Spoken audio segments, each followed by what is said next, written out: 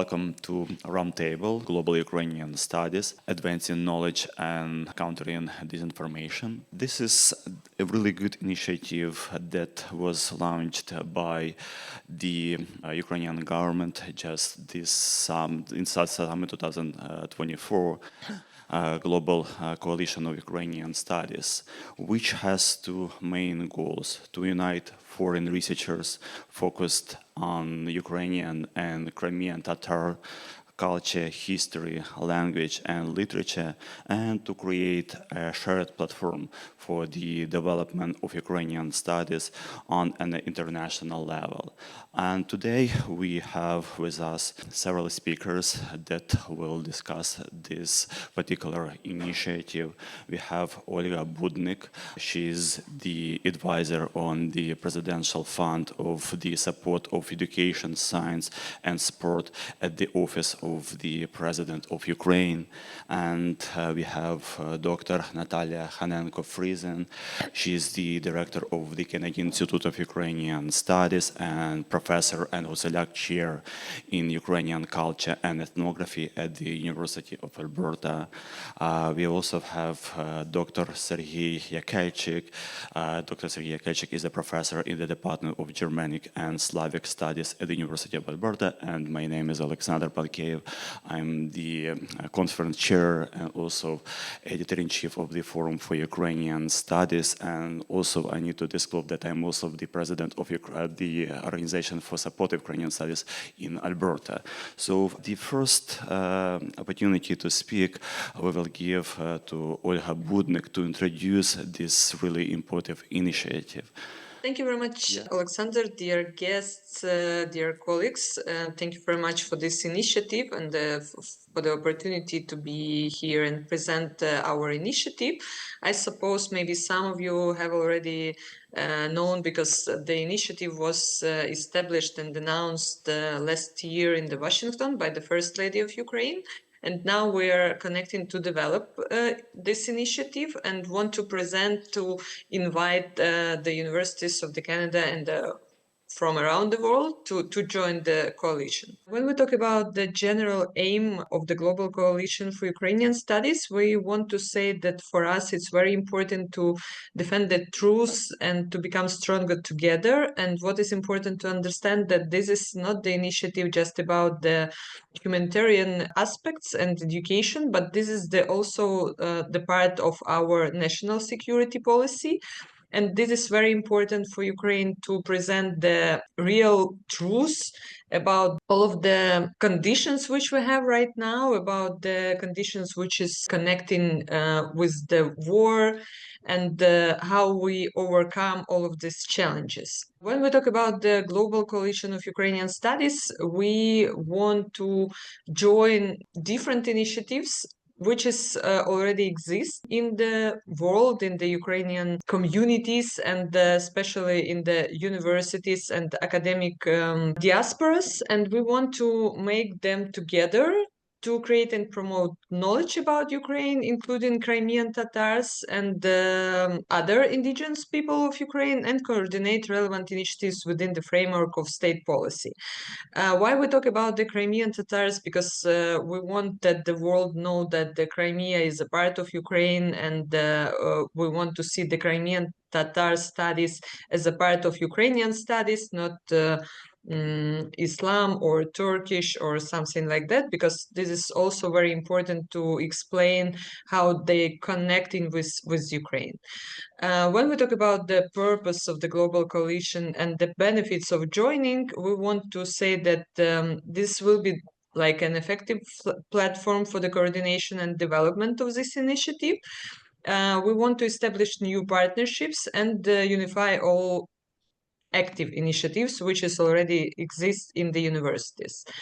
When we talk about the benefits, we understand that each university have to understand why they need to join this coalition, and that's why we propose different opportunities.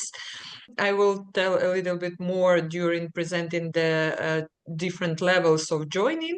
We want to organize this like a global expertise sharing, because we know that some of the Ukrainian studies communities have already a lot of expertise and experience, and for example, those initiatives which were exist just during the full-scale invasion need to understand how they can develop this initiative, and we want to see this the way of growing in the Ukrainian studies within the world.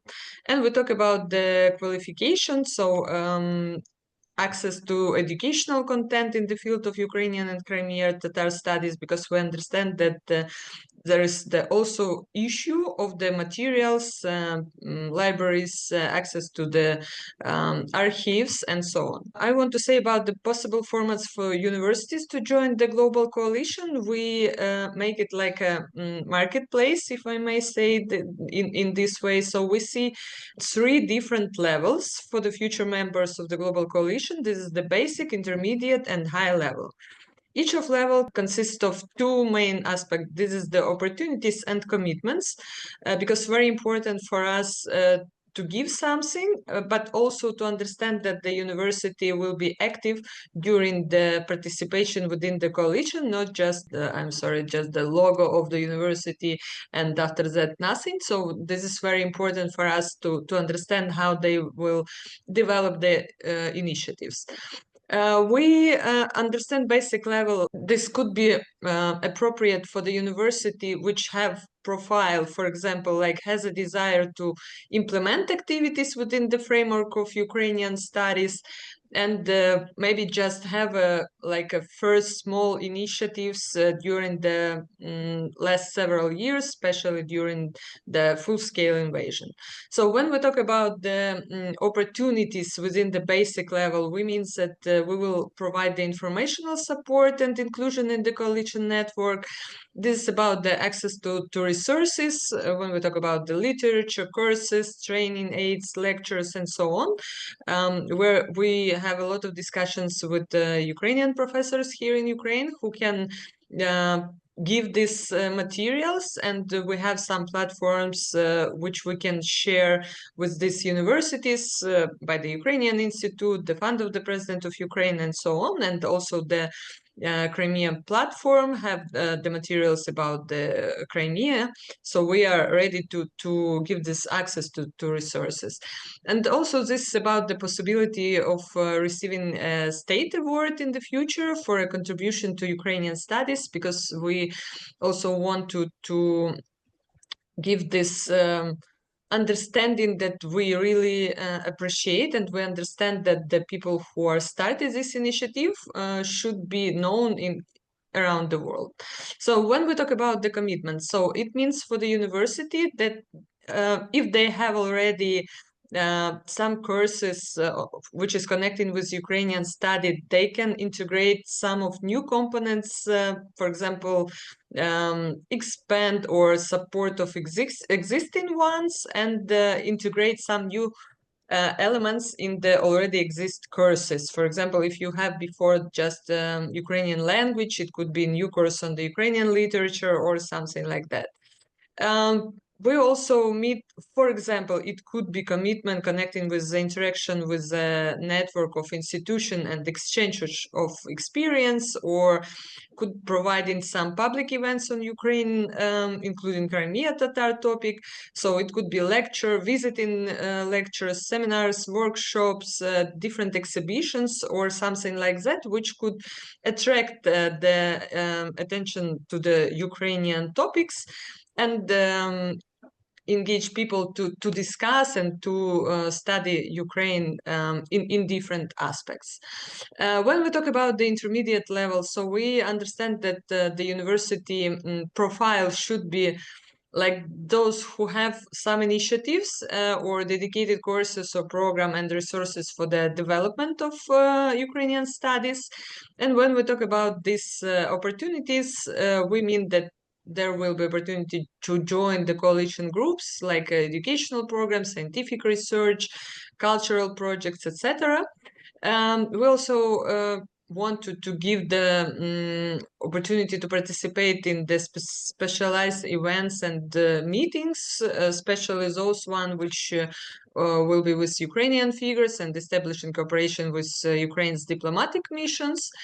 This is also about the access to platform for searching for investments in programs. We understand that this will be also the financial issue, and now we have different decisions for that. But will be also such opportunity. And what is important, we want to say that each level means that the opportunities from the previous level included already in this one. When we talk about the commitments, we want to say about the, for example, invitation of professors to teach a series of lectures or courses at the institutions. We mean that there could be integration of Ukrainian studies in the part, for example, of courses. It's like a case studies about Ukraine in the existing event formats. So for this moment, we have 4 case studies, which is connecting with cyber security, energy security, healthcare, and education. In this case studies, according to the Harvard standards, we wrote the information about the Ukraine after the full-scale invasion, how we overcome the challenges in this sphere. By this approach, we want to attract students from different courses, not just from the humanitarian one, to talk about Ukraine and to study how we deal with different challenges, and in this case also to show this ideology component, which is Russia tried to promote that Ukraine is failed state, is totally wrong and absolutely don't have any sense, because we are very strong nation state, have a very huge history, and we have a lot of capacity to stay even within the war conditions and also to develop. And what is important for us to make Ukraine like very interesting for the professors, for the students to study it and to research what could be interesting in different spheres. Also about the commitments within the intermediate level, this is like a joint courses with the Ukrainian universities or organizing different exhibitions, presentations on Ukrainian, including Crimean Tatar topics, and the Ukrainian Institute and the Crimea platform could provide the materials for that. So this is could be supported from our side. When we talk about the high level, so it means that the university has initiative, a separate courses or program, resources for development of studies, and desire to take leadership positions in this field. The capacity, the financing, so it means that it's like a strong department which could provide new initiatives within the Ukrainian studies. And when we talk about the coalition opportunities, we want to say about the partnership in conducting events with organizations included in the supervisory board, because we understand that this global coalition needs to have such a board and to, for example, to give the main directions for the next development. This is about the opportunity for a sabbatical in Ukraine. This is also about the academic exchange, facilitation of cooperations with Ukrainian archives and libraries. And this is about the visits by representatives of the state. Also, when we talk about the, for example, first lady or ministers or something like that. So we are talking about such kind of opportunities. And when we talk about the commitment, so we want to say that it should be like establishment of a separate department for Ukrainian studies or center of Crimean Tatar studies and so on. This is about big international conference and roundtable hosted by the university about the study visit, summer school, project competition, etc. About the general algorithm for further steps, so we see it in this way. So at first, the university have to fill in out the application to give us the sign that they want to join the coalition. After that, the consultation to determine the format of attachment, confirmation of the joining the global coalition, and signing of the memorandum. Those universities which are already fill out the application, we give this information for our embassies, and the ambassadors will talk with the universities at this first step to sign the memorandum, and after that the project office on the Ukrainian studies will connect this work and support the developing and delivering those commitments which the university will take. After the signing the memorandum, we need this like a public communication announcement of joining the global coalition, and within 2 years, approximate time frame for the implementing the selected activities. And for us, very important to make it stable, not just for this year or just for 2 years. We want to make it very strong, and we understand that actually Ukrainian studies have to be like a separate one and need to be developed and interesting, what is important for the students, for the professors, and all of the other auditors. That's all about the general presentation of the Global Coalition of Ukrainian Studies. If there will be any questions, I will be happy to answer.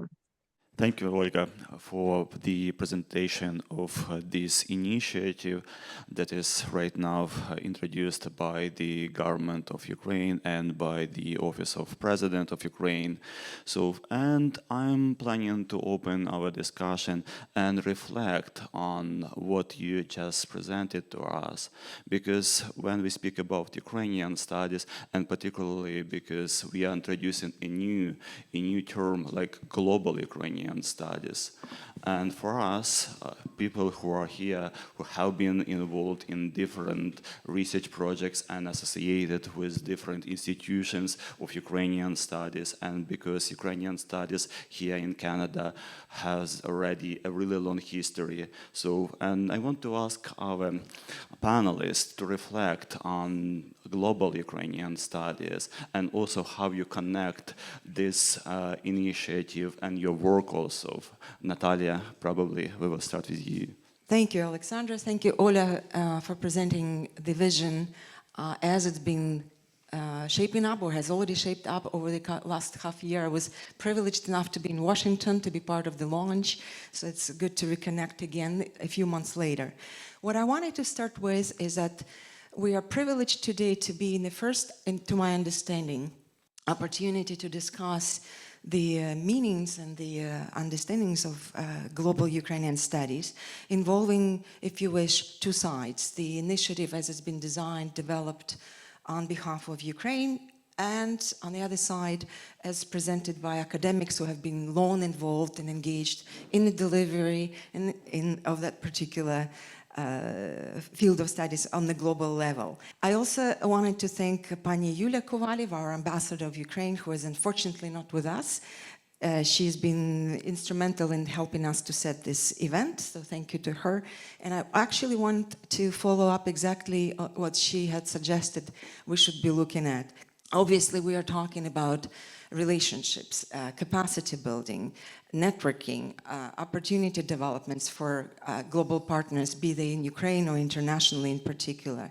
We are in position to consider those organized in vertical terms. For example, Coalition, as you just presented it to us, Pagnolo, is offering us an opportunity to get reoriented on Ukraine as a leader, as an agent of this idea. But on the other hand, there's also a horizontal plane, right, in which relationships, networks formed, shaped, and involved. So my hats are different, they're hard to combine, but I will try. I'm the director of the Institute, which is one of the largest institutes in the world focusing on Ukrainian studies. We've been in existence for nearly 50 years. It's our mandate to promote Ukrainian studies globally, not only in connection with Ukraine. So that's my hat number one. My number two hat is my professional training. I'm an anthropologist, I'm an ethnographer. We're taught to go into the field and to spend some time and understand what works, what doesn't work. what sort of resources exist, what sort of economic, political, cultural, ideological resources exist to make things happen or to prevent them from happening. Yeah, so these are my angles, so to speak, to what I wanted to say. So looking back at the phrase or at the notion of global Ukrainian studies, I am very drawn to the idea of global.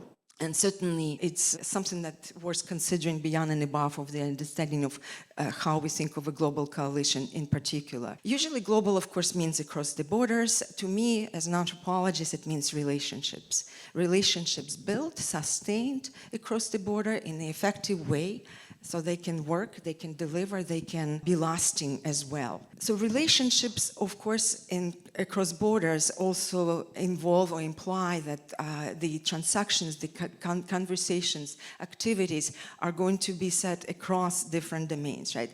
When we work globally, it means we engage with different capacities on different ends. We are encountering different ideologies on different ends, in local contexts where we're coming in with our global ideas versus in some other local context from where we come from with our global ideas. There are different cultural preferences, there are uneven resources, and importantly, there are different agents and agendas on the ground. Luckily for the Ukrainian global studies, for global Ukrainian studies, we have a very powerful and potent agent on the ground, the Ukrainian diaspora. So this is where collectively diaspora comes in and acts in a very important capacity as knowledge mobilizer across the world. There are also, of course, other contexts, and it's important for us when we think of other agents in the field of Ukrainian studies, and we should be very proud of our partners outside of diaspora, those who are non-diaspora, those who are coming from, from all the other contexts and participating in the field of Ukrainian studies. So global also means movement, movements of ideas, movements of people. Knowledge comes with framing, so there are always logical underpinnings which design and form our understandings of the world. Movements of resources, of course, importantly so. I am reminded of that era of the 90s and possibly earlier times when scholars and global studies specialists were formulating their ideas on what it means to act and live globally. One of the anthropologists, Arjuna Padurai, probably known outside of anthropology, who is a critical thinker, a philosopher, who is credited for exploring further and deeper the actual underpinnings and dynamics of what it means to be participating in global initiatives and global flows. Actually, I'm bringing up this idea of a flow, right? If we're talking about flow, it's what kind of flows, right? Flows have vectors, directions. So flows are taking place in what he discussed as ethnoscapes within the people's domain. They're mediascapes which generate, impart on, and dictate, if you wish sometimes, the direction and the content of our engagements with each other. Technospace, finance space, idea spaces, and so on and so forth. So flows, as I've mentioned, have directions, they have vectors, and movements always encounter, and that's important, movements always encounter. I'd like to use the word resistance, but I'd like to use it in the sense of like in physics, not necessarily intentional resistance, but resistance in the physical context is water pressures, which we, if we flow, if we want to swim, there's a resistance of the water, for example. So think physics, but also, of course, think social field, which I also already referring to. Importantly, resistance is a very local thing. So we need to understand how to work within local contexts, how to bring in ideas from elsewhere, and how to make sure they work, how they are going to be delivering for us, maybe outsiders to that particular locale. In anthropology, we also have coined, and probably all of us have worked with this idea of glocalization, where the local is built in the notion of global, pointing out to the fact that anything global takes local shape, right? It needs to work in local context. In anthropology, we're taught to understand that this is a phenomenon which is happening. This is a sort of a social process which is going to take place, which will happen. We just need to figure out how to work with it rather than try to change it. So that's important consideration. Now, going on to the Ukrainian studies in the global. So the global Ukrainian studies is a dear, dear topic to many of us in Canada, and I'm very pleased to be sitting next to the president of the Canadian Ukrainian Association here, Professor Yekelchyk will take on this conversation in a second.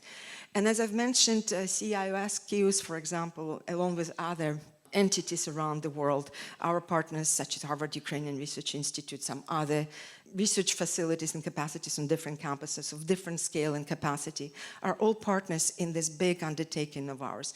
We have been operating outside of Ukraine for a long period of time. Harvard was established in 1968, KIUS was established in 1976. We are active agents of importance to Ukraine today, and I'm extremely pleased this conversation is taking place finally.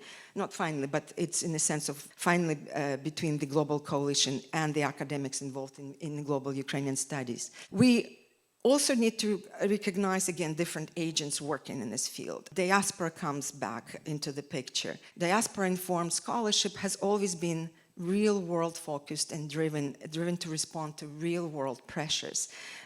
We've been absolutely involved in the sustainability of Ukrainian studies prior to the collapse of the Soviet Union, where Ukrainian studies, as we understood it outside of Ukraine, were not possible to sustain in Ukraine.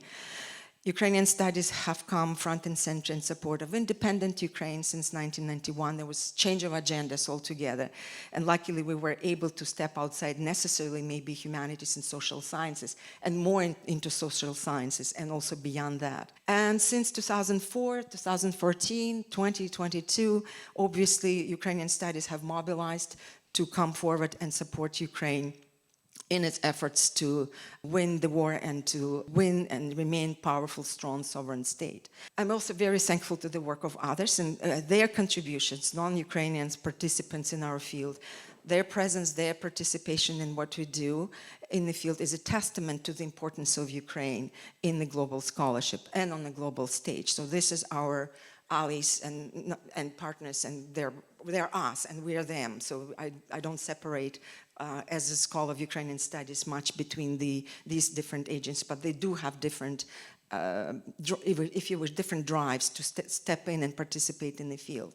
Could I come back to this, and I'll take it another second if I may. To succeed, global Ukrainian studies should be very focused on local agendas and our engagement and participations within each other's scholarly pursuits, all in this particular difficult time of global uncertainty, also focused on how to support Ukraine in its highest time of need. KIUS comes again to mind, along with many international partners. We've been engaged and rather successful in various global Ukrainian initiatives as of recently refocusing on Ukraine. Before I will refocus on Ukraine, we can problematize what I'm saying and go deeper into all these meanings.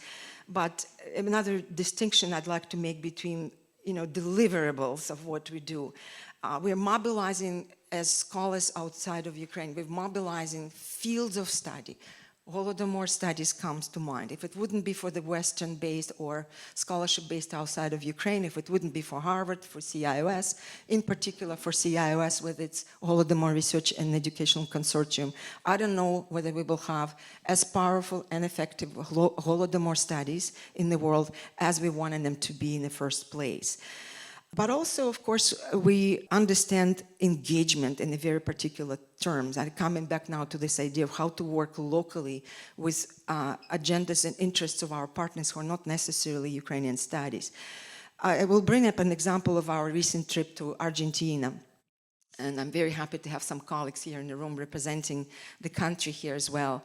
Canadian Institute of Ukrainian Studies, Pankieiev, has been long involved in the study of Ukrainian diaspora in the world.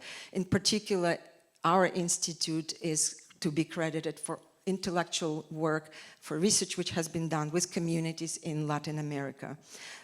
Scholarship has been produced, books have been published, award-winning books have been published. Communities in Latin America would love and always want to cooperate with us. We were recently, last summer, we were last summer, I believe, in Buenos Aires, participating in celebrations of Prosvita Society's 100th anniversary, but also doing field work, also documenting the legacy and accomplishments of Ukrainian community in Argentina via interview-based projects, oral history projects. How all that is relevant to what I'm talking about. When we are locally in the country, when we are positioned in vis-a-vis our partners in Argentina, we understood and had an opportunity to explore further possibilities. As a result of our collaborations, figuring out that we can help, not, I don't like the word help, we can work more together. We had translated a publication which Oleksandr had put together in English. I hope you will mention that later, Oleksandr, consisting of interviews reflecting on the ongoing war. So we had it translated in Spanish, and we're bringing this book into the book fair in Argentina very soon to, again, highlight the plight of Ukraine, but also build further capacities and relationships with our colleagues in Argentina. We want to work with other partners in other countries, and we have the capacity to do so. I'm very proud to be part of that institute and doing that together with my colleagues. Another example I will bring in is Crimean Tatar studies, which is a topic dear to the institute. For us, it was very important to think very carefully how we can support this important initiative coming out of Ukraine. Canadian society prides itself on very important achievements when it comes down to working towards truth and reconciliation with its own Indigenous people in Canada. Indigenous studies and Ukrainian studies have long come together, well, have long 10 years or so, maybe 15 years or so, have come together to collaborate on a number of initiatives. Here comes a need, highest need in geopolitical terms, to support Crimean Tatars in their plight to return to their homeland and live peacefully in Ukraine again. We are working together with Indigenous studies in Ukraine, and we had succeeded in this initiative on building an opportunity for Crimean Tatar scholars to come and research and grow the capacity in Indigenous studies for themselves. So we have launched a PhD opportunity, a fellowship in Indigenous Crimean Tatar studies, and importantly, with a faculty outside of Ukrainian studies, Faculty of Native Studies. Our PhD student is taking her studies in the Faculty of Native Studies. We're bringing the Faculty of Native Studies now with us to Turkey. We're connecting other agents in the field of Crimean Tatar studies, now focused on indigeneity as an aspect to it all, for productive and collaborative conversations. So here's a practical example how we can build capacity, how we can work with partners outside of Ukrainian studies, and how we can make sure it works for our partners as well. I'm pleased to bring it up that the deans of Faculty of Native Studies, who I'm working with, have really embarked on this opportunity enthusiastically, because in their world, it helps them to build international capacity. The punchline to all what I'm saying, things have to work in the places where we put our efforts for all parties involved in support of Ukrainian studies. And we are responsible to finding the opportunities creatively, engaging representatives of Indigenous studies, Polish studies, German studies, and yes, probably Russian studies, if we want to come to this at some point,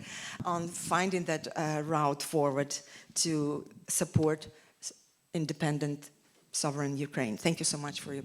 Thank you, Natalia. Serhy?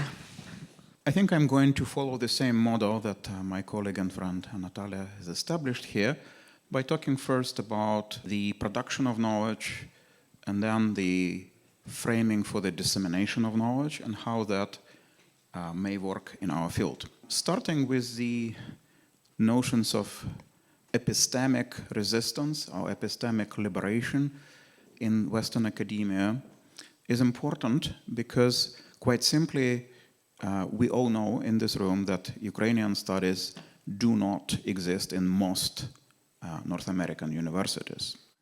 Where they do exist as a separate field or discipline tend to be larger universities where the Ukrainian community, the diaspora benefactors, and in some cases governments of the province at some point stepped in and helped establish Ukrainian studies by endowing chairs or institutes specifically charged with the production and dissemination of knowledge in the field. So first, it is a rarity. But second, there is now considerable interest in Ukraine, which is very noticeable from all corners of academia, from the departments and schools that are defined in a different way, either through the terms of the discipline or in regional studies, or sometimes as studies of colonialism and resistance. So you do find significant interest, but it is not institutionally shaped within the notion of Ukrainian studies. And here, of course, we see a significant difference between how things are seen in Ukraine and from Ukraine and how things actually work in Western academia. And that determines the notion of how we can work through by using the initiatives coming from Ukraine, defined in collaboration with people working in Ukrainian studies abroad, and making contribution at least two levels. So my first point would be that, first of all, in order to produce knowledge about Ukraine in the world in which we live now, one needs a certain type of epistemic liberation. That is, the subject of Ukraine, the agency of the Ukrainian people, need to be recovered, and that recovery ultimately is something that presents research opportunities for the people working in the field itself. But of course, in order to do so, Ukrainian studies would need to be global and transnational. They would need to be framed in the same terms in which the disciplines, the related disciplines and fields of knowledge, see their future. By paying attention to global processes and the place of Ukraine in these processes, and also applying the transnational approach. This is something from my more narrow field as a historian, a cultural historian, by tracing the trends and movements that involved Ukraine, but that are not limited to Ukraine. And also figuring out the role of Ukraine in those global and transnational trends. As any practitioner who tried to do that realizes, there are dangers built into the notions of global studies and transnational studies. For instance, transnational studies can very easily be used to normalize the notions of occupation and imperialism. It is, you see, a transnational interaction between the two countries. So the notion of power needs to be present in these categories in order to judge how this category is helpful or not in a particular situation we study. As well, much of the superficial globalism and study of Ukraine actually fits very well with the notion of the Ukrainian quote-unquote question somehow being up for Russia and the United States to resolve. Because you see, that also fits theoretically into thinking globally about Ukraine and the region. So we need to march into global and transnational studies being aware of the dangers built in it. So in order then to protect or perhaps to recover the agency and subjectivity of our study subject, the Ukrainian people, the Crimean Tatar people, the civic and political state which supports Ukrainian democratic identity in the present, we need also to bring back the element of local. At first, perhaps, to clearly articulate what Ukrainian studies could be in present-day world. And needless to say, the notion of what Ukrainian studies are and how they function changed significantly between the time when major institutions were established in the late 50s and 1970s, and the way the Western academia functions today. So today, for instance, it may be a constructive approach to focus on introducing the Ukrainian component in the courses that happen to be well subscribed, where the masses of students are. It may also be, and this is a process which is happening in Canada as we speak, it would also be helpful in organizational terms to challenge the previous definition of the field as Russian and other studies. The traditional one would be the Russian and Eastern European, or perhaps even more problematically from the point of view of what political vocabulary means in the field of study, the Russian and Eurasian studies, something which is present in the titles, in the names of quite a few research centers and journals in the field. So challenging that is an important way for us to introduce the significance of Ukraine without necessarily building and investing the enormous resources that would be required, that would have been required to actually spread the system imagined in the 1960s and 70s as specifically research in Ukrainian studies. Just to give you an example of my own department, when I was hired at the University of Victoria, I'm actually in 2 departments, which means I can double the impact. That's good. But one of them was called Russian and Germanic Studies. I told the dean that, you know, that doesn't fit logically. It should either be German and Russian or Germanic and Slavic. And the dean said, Then we used the resources of the local community to introduce a course in Ukrainian language. I also started teaching a course on modern Ukraine and the war between Russia and Ukraine. And with that, the argument was prepared that the department needed to be renamed, quite obviously, for the sake of logic as well as the actual offerings. Therefore, it became Germanic and Slavic studies at that point. But that, of course, is just a tiny example of what has been going on in the field. So practitioners would know about the fight in Toronto about renaming the major research centers they are focusing on Russian and Eastern or European or Eurasian studies, about all the discussions that evolved in this connection about how the field sees itself, whether scholars can actually end up in a position of being unwittingly or knowingly enablers of the Russian imperialist point of view and such. Ultimately then, these are the tools that are available to us in the present climate, in the climate in which humanities are in fact under attack in North America and beyond that, also in the UK and in Australia, in which scholars in quite a few disciplines find themselves on defensive, constantly writing or signing letters, which is part of my job as president of the National Association. It is primarily a fight for survival. And in this way, the importance of Ukrainian studies in connection with the war, with the global issues, with the attention Mr. Putin and Trump must put on Ukraine and its significance, or perhaps by denying its significance, perhaps by denying its agency, the importance of having Ukraine at a negotiating table, presents an opportunity, right? So this opportunity, because precisely it comes at the moment of crisis in the field, in the moment where the entire departments are closed at some universities, including some venerable programs that have been around for decades and such, is actually allowing us to make Ukrainian studies an important component of the programs precisely at the moment when the programs are redefining themselves or looking for reasons that would help them to defend themselves.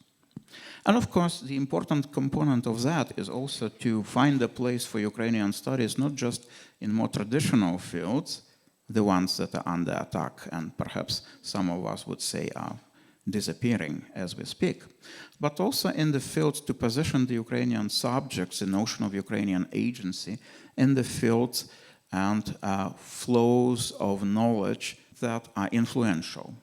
And that particularly is true of the notions of neo-colonialism and decolonization, because in the Ukrainian case, and also very helpfully, I have to say, in the Crimean Tatar case, which we are now promoting together with the subject of Ukrainian studies, the notion of colonialism, colonial exploitation, and genocide is very prominent.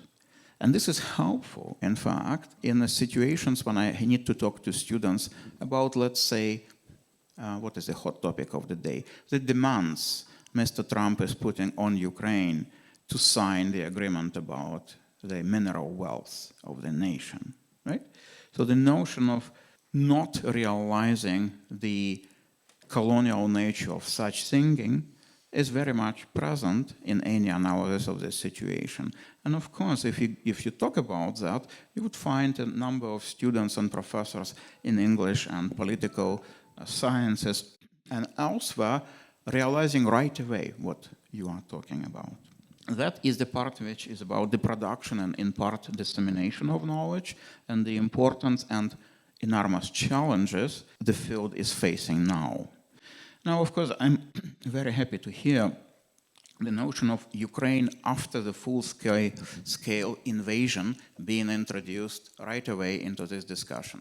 And it is true, of course, that we need to plan for the not-so-distant future, hopefully, in which the war will be over and Ukraine will emerge from it in a position in which it will become even more interesting to the world, not because of being attacked by the aggressive neo-imperialist Russia, but also because the rebuilding of Ukraine would confirm the values of Ukrainian civil society, would bring up the example of volunteering, getting together, holding the world to a higher standard of justice that would be all involved in the reconstruction process as well. So when we look at the notion of Ukraine after the full-scale invasion, first of all, our students are waiting desperately for the moment of returning to Ukraine for summer schools. There are scholarships that have been created for that purpose at some universities, including mine. There are programs, pre-existing programs, that are currently on hold because of the war, that were really important. For instance, my university was working closely with the University of Manitoba to send students to Kyiv to study, I think at first at Kyiv Mahila Academy, and then at some point, just before the war, the program was moved to Boris Hrynchenko University of Kyiv, which is now up-and-coming force in Ukrainian higher education, and particularly language studies and international relations and such. But these students were also taking a side trip to the Crimea. And they stayed at a really nice private hotel owned by Crimean Tatar family.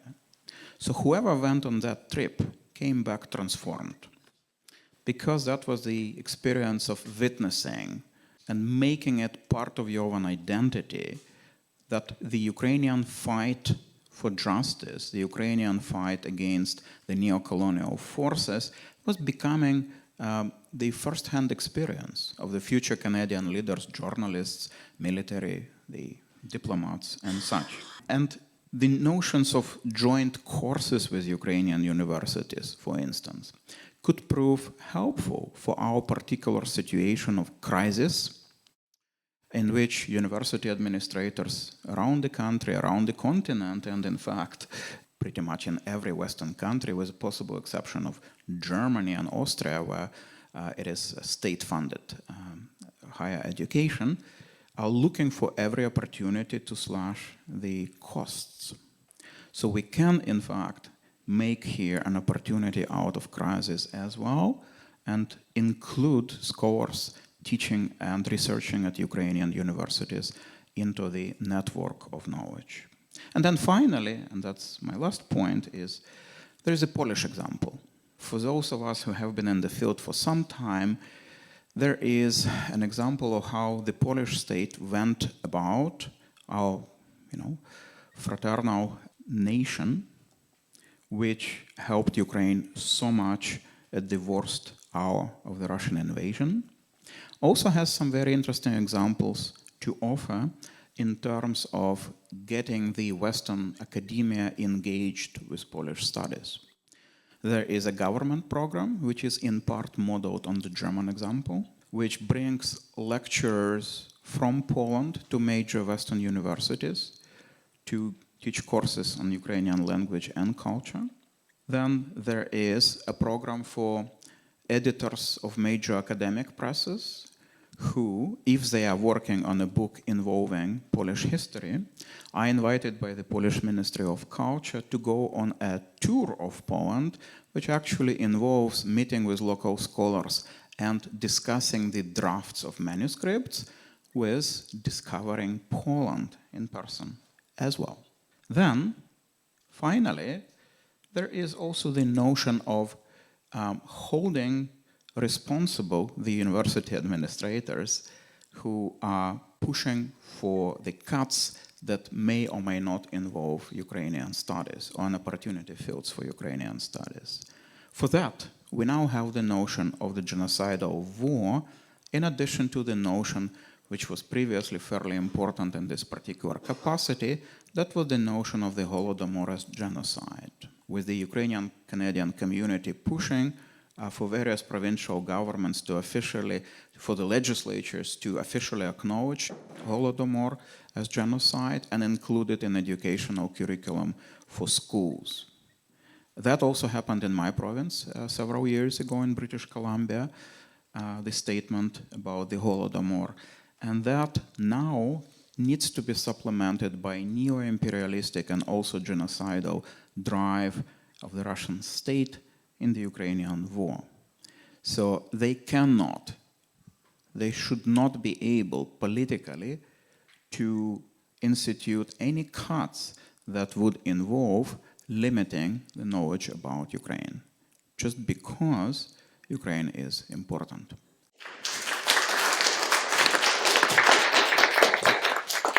Thank you, Serhy. Thank you, Natalia. Thank you, Olga.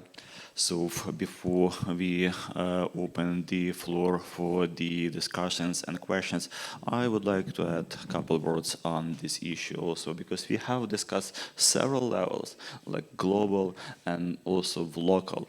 They are really important because we know that you need to think globally and act locally. So this is really important. And just yesterday I received an email from local Rotary Club in Edmonton, and they are planning to support several Ukrainian students to attend the UN Model Club, which will be happening right now this summer in Banff. So we see those initiatives that are helping Ukrainian students to connect with different global initiatives, yes, and they are so important, and it is really crucial for us to map them and to be aware of those initiatives, because when we act as one agent and we help each other, this is where actually the synergy is happening.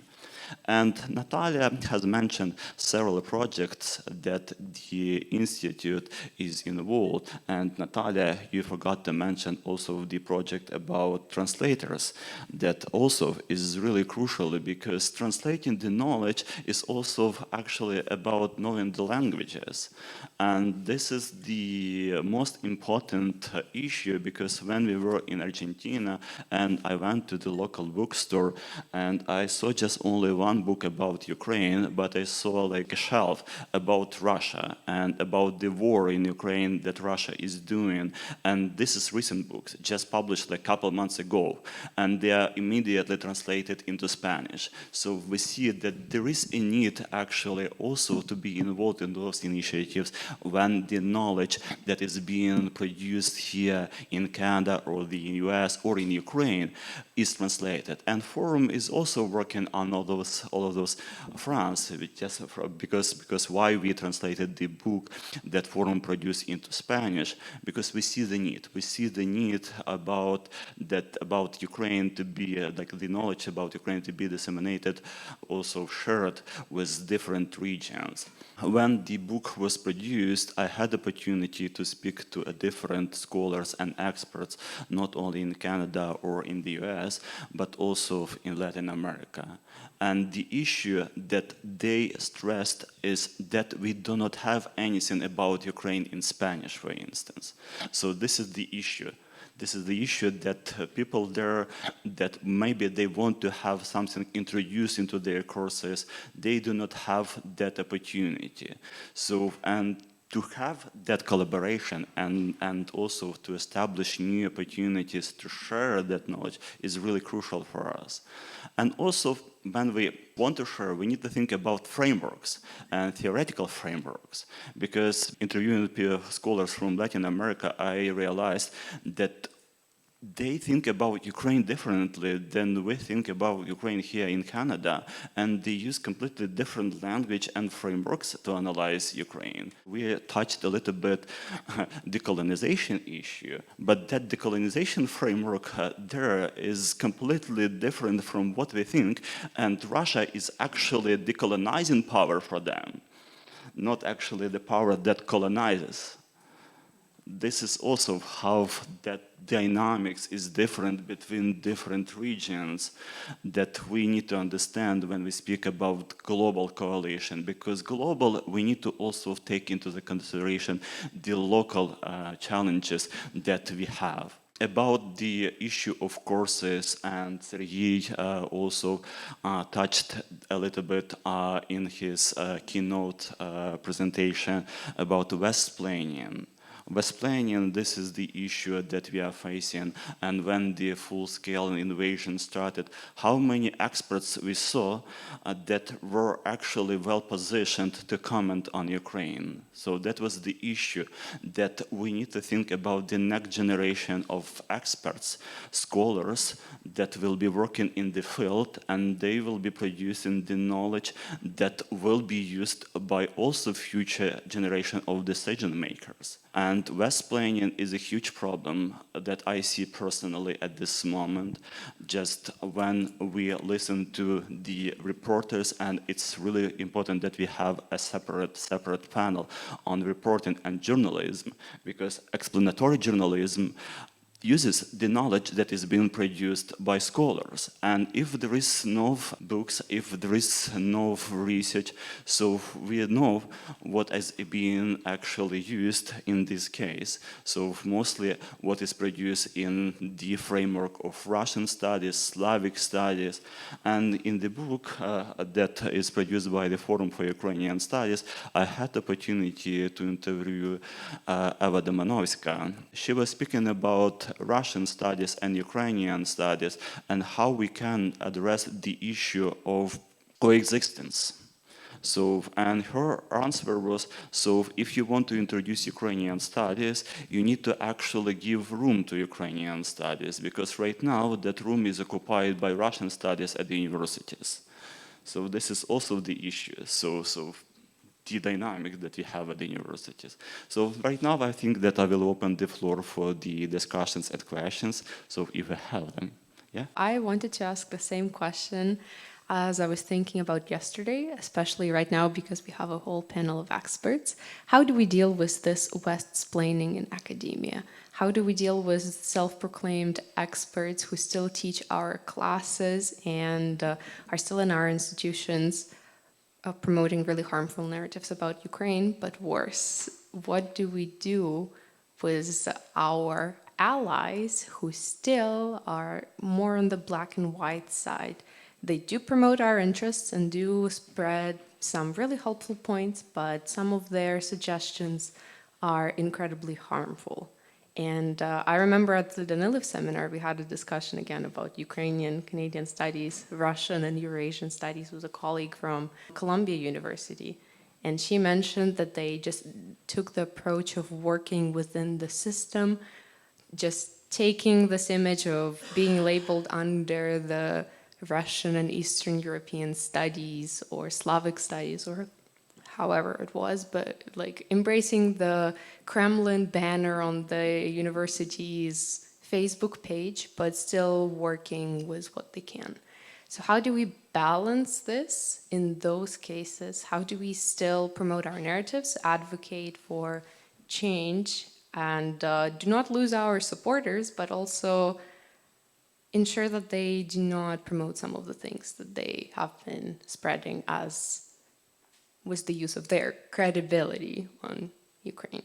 Thank you. I can tell from our side, because we are not very deep in the academic institutions, and I'm not sure that we directly could influence on this thing, but when we talk about our point of view, what we're thinking about the on the governmental level. We understand that now we have like a scientific diaspora. So a lot of people who went abroad also because of the full-scale invasion, and we started this process of the uniting them in like this kind of scientific diaspora. And after that, we want to inspire them to be part of the Ukrainian studies at those universities where they are could be right now in the other countries. The first step. Another one, we have also discussions within the Ukrainian universities about such kind of short-term program development programs, how to teach about the Ukraine, which is the main points and positions, somehow like the ideological one, I mean, about the general framework of Ukraine, what is important for us, and how to go away from this kind of narratives which is provided by the Russian, what they have to promote, and how to explain this for the people, and after that to put this in the courses. This is like 2 steps from our side, could be like the answer on the challenge which you already mentioned. I would have 2 very quick suggestions. One, we should not allow the notion of the crimes committed by Russia in Ukraine and the notion of Putin as a criminal to be swept away in the expected settlement and the notions of returning somehow Russia to G7 and restoring it as a legitimate participant of world processes. That notion of the crimes need to be kept on top of our agenda for some time. That's one. And the second one, indeed, we now have the presence of displaced Ukrainians in most Canadian cities. The nature of our communities has changed significantly. But these people can also, perhaps stealing one of Natalia's future points, they also tell stories. And these stories resonate because you have the actual person in front of you who was forced to escape from the war. And this people's diplomacy at this level makes it difficult for others in a wider Canadian community to accept the notion that, oh yeah, Russia needs to be fully restored, brought back into the club of the most influential nations and such. We have different capacities and positionalities. We're privileged enough to be in charge of our programs, networks.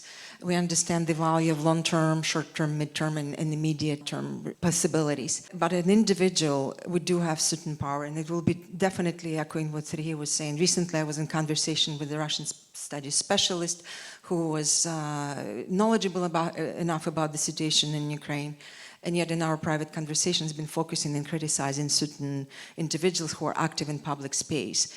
And it took 22 minutes of my time, wasting my time, because what I was frustrated was that this is, a time he could have spent on a different agenda. This is where us and our responsibilities to come back to the very basic. Who had invaded who has committed crimes against whom, and how that is not legitimate or not allowed under the international law framework. These are the points we can do as individuals, and hopefully that will help, at least in those moments. Thank you so much.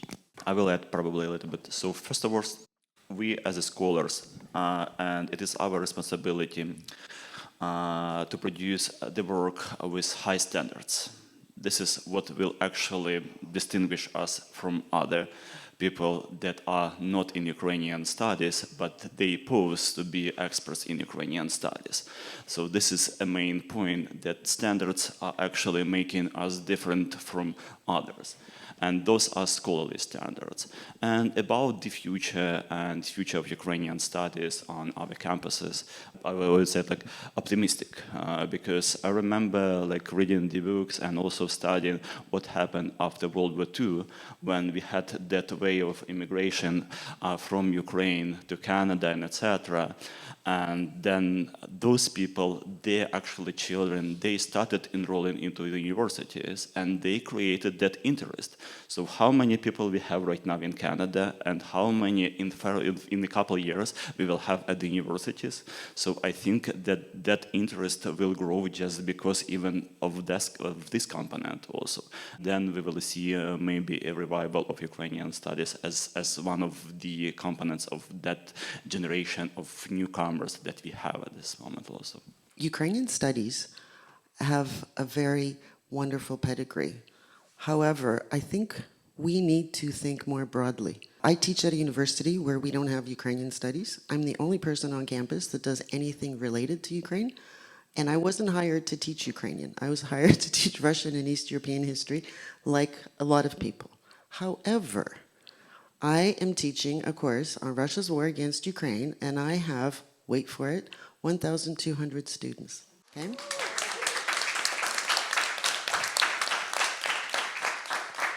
This is not an exercise in self-promotion. My point is, what we need to do, I believe, is put Ukrainian topics into the mainstream. Not just think about it as Ukrainian studies, but make Ukraine part of the larger picture. So in the political science department, students can choose a course on Ukraine, on Germany, on Britain, on anything. Same with political science. And I think that's what we really need to be doing in our teaching and in our research. If you look at history books, where does Ukraine appear in European history books? World War II, Nazi collaboration, maybe Chernobyl. That needs to change. Those history books need to have not just Russian history and German history, but also Ukrainian history has to be part of that narrative. And the same in all disciplines. Where it is different is in language. And this is something that I think I don't have the answer to. People who do language and literature, that's a different conversation because we're seeing budgetary issue. And this is the other thing that I didn't hear people talk about. The budgetary reality is higher education right now is being cut. We are just having discussions in our faculty of how are we going to manage the budget cuts that we're facing. How many graduate students do we not accept because we don't have the funds? How many sessional lecturers do we not hire because we don't have the funds?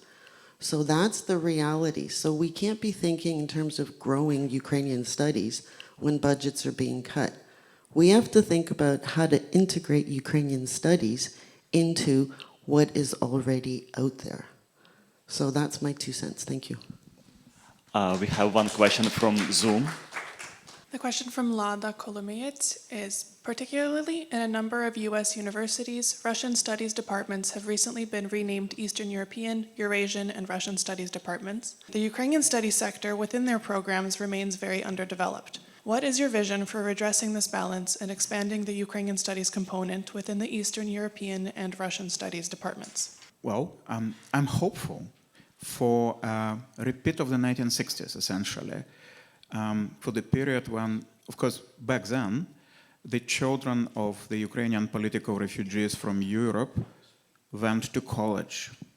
And they were the ones who also operating at the moment when colleges were expanding, that brought Ukrainian studies really for the first time in North America into the mainstream. This is when the first books appeared about Ukraine.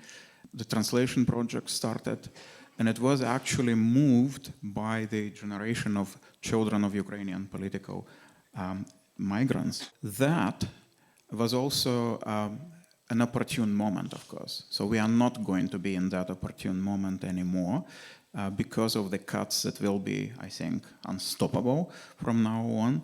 So the recipe here is to argue that it is very nice that you've renamed your program, and by so doing, you acknowledged the impossibility of operating in the old framework. Could you please actually demonstrate the new framework, which goes along with renaming? So it is not the renaming only, but actually it is a commitment of sorts, either to teaching the modules or having, let's say, graduate student exchange with Ukraine, which, by the way, is what my university does now. We had 2 students come on a scholarship created specifically with the start of the war and named Ukrainian Emergency Doctoral Scholarship. that already the presence, let's say, of Ukrainian students on campus, either as undergraduates or as graduates, would be a significant factor. I'm actually very pleased to see that the questions at this conference being asked on behalf of the Ukrainian club. Our Ukrainian club was also, wrong term in this context, rejuvenated, right? But essentially forced to become more prominent and outspoken in connection with the Russian invasion. But that moves the issue into the different, I guess, field in which it is in fact the students who ask for that. And it's not us as professors, and neither perhaps even the Ukrainian state that somehow is trying to promote these topics. So we need an active student response in order to make the field a new one. In terms of vectors of disinformation, Natalia, there's probably two faculties that have a larger, oversized impact on the experts who are conducting the West-planning, and that would be the School of Journalism and the School of International Relations. We can speak with our experience. Our daughter, Solomia, is in the Norman Paterson School of International Relations right now, and she told us right from the outset how the discussions in seminars and lectures are presenting the wrong narrative, the narrative from the Russian perspective. And who gets asked to speak at, as pundits or as experts on traditional media? People who came out of schools of journalism. And Nastya can speak very, very directly to the fact of how colleagues come into the position of journalism with a view that emerged when they went through school of journalism. So in terms of prioritizing the efforts of debunking or stopping the disinformation, perhaps a focus may be placed on schools of international relations and schools of journalism, so that the narratives stop there before they take root. In your opinion, should Ukrainian studies also try to develop ourselves in Latin America and Global South to counter the Russian propaganda and Russian studies there, and try to develop our own Ukrainian studies in places like Argentina? Because as far as you said that they have some interest about it, and if yes, how we should do it? Thank you. As I have mentioned, we are deeply involved with colleagues in Argentina on a number of projects, and we certainly have discussed and are also exploring opportunities to support local Latin American countries in their efforts to set up some courses. Some initiatives already exist, coming out of Mexico, out of Chile, and Argentina as well, on at least setting up a course on the Ukrainian language or political sciences-oriented course. There are local challenges, there are local contexts which are not necessarily welcoming to the discourses we want to set up and develop from the viewpoint of Ukrainian studies, just because given the history, a long entrenched, if you wish, fascination with Soviet Union, this realignment, a very political, strong focus on the left, of course, in Latin America, politically has been, delivering leaderships of one country or the other, and that realignment with the left in Latin America is right away translated into the love for Russia, or for former Soviet Union / Russia. That is the very difficult environment which we find to work in. Nonetheless, we're trying our best to build allies, and with resources as limited as they are. Don't think that we have many resources to do that, but we are really focused in Latin America right now. It should also not be a one-way road. I think it would be important for, let's say, Latin American studies to be developed in Ukraine, because that would really help with engagement. My question is, what should we do with a Russian agent in academia? Very unfortunate to kind of share institution with a person who is very allegedly worked for Russia, just came back from the conference with Putin. And I do appreciate your, Livomir, argument that School of International Relations, unfortunately, are the hub for such people to work. They recruit students right away from the first grade of master's program, and very actively involved in brainwashing. Because, you know, it's Canada, we want to hear everyone's opinion, so why don't we want to learn how Russia think about that? What should we do? It's not only about Ukrainian, Russian departments, Slavic studies, it's particularly a big problem in the School of International Relations. What can we do about that? Is there any playbook strategy?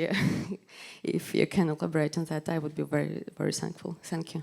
My immediate response to that, we have, as following Marta Dichok's, we have to have meetings like that set up again and again and again in partnership with representatives of school and representatives of Ukrainian studies.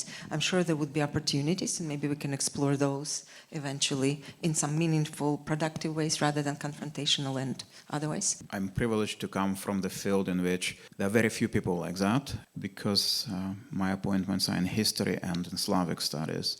For instance, our colleague who teaches most of our Russian language courses was the first one to say that the university needs to break its relations with the Russian embassy and cancel the Russian embassy book award. And the irony is, of course, that then the university was unhappy with her because no member of the university can speak on behalf of the university. So it needed to go through all kinds of bureaucratic procedures before finally notifying the Russian embassy that we are no longer going to give out this award and we are breaking any other ties with the aggressor country. And beyond that, I think we have seen already the first results. The books, there's a flood of books coming out and already published about the war in Ukraine. And I think this is going to change the field in a sense that it would be difficult for someone to say, well, look, the prevailing opinion is that Ukraine is essentially an American invention. It will become increasingly difficult to do so as more and more publications are going to come out peer-reviewed from major academic process. That in itself is going to make it more difficult for such people to make their case. Some of them are, whatever, changing colors as we go. And yes, there is an experience, you know, of going to a university to give a talk and then seeing who teaches political science in application to our region and figuring out that's a member of the Valdai Club. Well, I'm not actually going to engage in finger pointing, but quite a few, including some major Canadian cities, actually have people who are very active in Valdai Club and such. So the way to deal with this efficiently would not be actually to go after the people, but to go after the ideas and make it impossible for them to portray themselves as belonging to the mainstream, because the mainstream is changing and has to change. If I may, from my side, want to add that our position, and we promote no discussions about Ukraine without Ukrainians, and without Ukrainian position. How can we deal with Russian agents? So very important to have someone in the room who can promote alternative position and explain the truth. Why we talk about the Ukrainian studies? So I just want to emphasize that in our case, we're not talking just about the like a classical meaning of the studying the language, history, culture, and so on. So for us, it's very important to bring the truth for the world, and this is like a very good question, and it's a huge challenge. How can we deal with Russian agents? Just to have our own position and people who can give the alternative point of view with the facts and with a critical thinking approach, and to show to the auditory that this is very often not the facts as the Russian try to bring it to the world, but it's have another reasons, points, and so on. So this is like our main position at this time. I just wanted to make 2 points. One was about students, and I know it's hard, and this is putting a lot of burden on students. Students have more power than they know to change the narrative in classrooms. Students were a big part of getting rid of the male-centric, white dominance of scholarship in the United States. It's still there, but students have come to me and said, look, every single book on this reading list is written by a white man who's dead. What up with that? Well, sometimes students don't feel they have the power. You are the power of change. And that's not fair, but it is. And I would say that never underestimate the stupidity sometimes of academia, including the American Political Science Association, which had John Mearsheimer as a featured speaker, to hear the laughs on the Ukrainian war, an event with hundreds of people that I walked out of in protest and then sent a letter of protest to the association, and they just didn't get it. They're like, well, we wanted different points of view. And I'm like, well, that's not a point of view, that's a lie. I'll just quote Christiane Amanpour's recent interview in The Guardian. The famous CNN journalist said, I'm not here to be neutral, I'm here to bring you the truth. So I think sometimes that's what academics need to hear. I think for us as journalists, we have a huge challenge in Latin America. If you see a lack of specialists and people who are experts on Ukrainian studies here in North America, there are none or little in the Spanish language. And where we are ended up being forced in media just to consult experts on everything, like international studies. We consult for issues on Gaza and Israel and the US elections, and also the issue in Ukraine. That is something that is due to do in universities in Latin America, to train and taught these specialists who can really focus on these topics and can actually go and speak in the mainstream media. Because at the moment, in the case of Chile, my home country, who we see on a daily basis, and especially when Ukraine ended up being on the news most recently, is the Ukrainian ambassador who speaks perfect Spanish, and he's been consulted and interviewed on a daily basis, again, like on daily basis, in print and TV and on radio.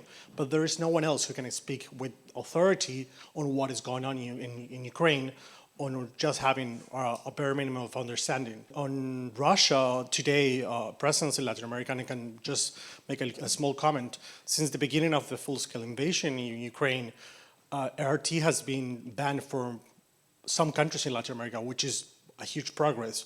But their presence on social media is enormous, is vast in the Spanish language.